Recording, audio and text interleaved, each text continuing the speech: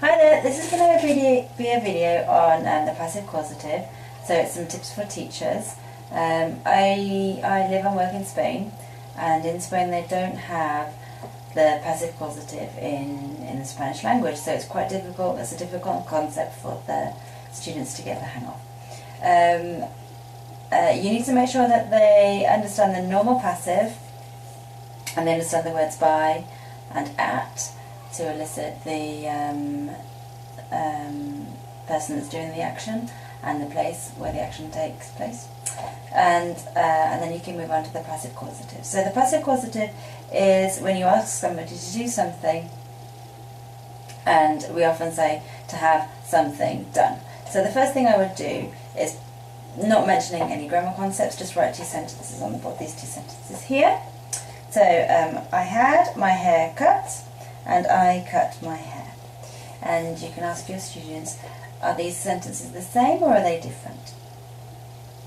So they'll think about it for a while. Some of them will know, some of them will just guess, and the whole point of it is to elicit the information that I had my hair cut means that you went to the hairdressers and somebody cut your hair for you.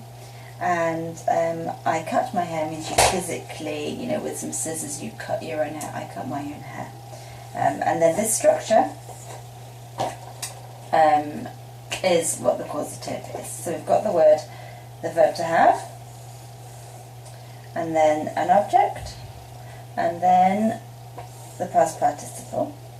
You can substitute the word have for get, and it's the same. I got my hair cut.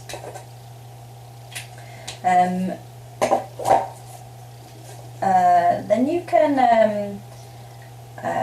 to explain it a little bit further, you can move on and give a little bit of a scenario. So for example, like, oh no, this weekend I had a really big problem with my car. It just absolutely stopped working. My car broke down, and I had to take it to the garage.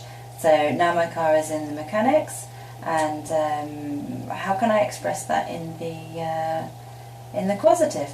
And what you want from them, you want them to say to you that now, and now we use the present continuous. So now I am getting, or I am having, my car fixed or mended or repaired or whatever. So I am having my car fixed.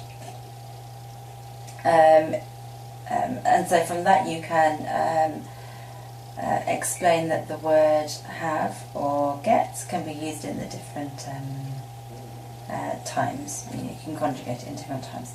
Then you can go back to the comparisons and give another example. This is just my example. Jane had her clothes washed at the laundrette, or Jane washed, that should be washed with a D to make them similar. Jane washed her clothes at the laundrette. Hopefully they should be able to explain to you the difference, that here Jane handed her clothes to somebody, so you could put here by Monica. So she handed her clothes to Monica in the laundrette, and here she actually went and she washed her clothes in the machine herself.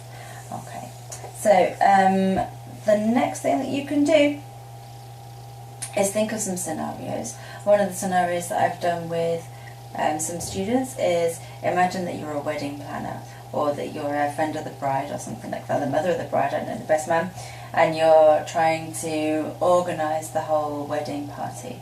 So you might have a pile of cards with different things that need doing. For example, I don't know, the cake, the flowers, the dress. And students take the cards, and they have to look at the card and then make a full passive sentence, a full passive causative sentence, being as creative as they can. So for example, you might get somebody saying, oh, I will have the flowers arranged by an Italian florist, or I will have the cake designed by the best baker in town, etc. So I'm going to make another video on the active causative. So the next step from the passive causative would be to move on to the active, and good luck with your classes.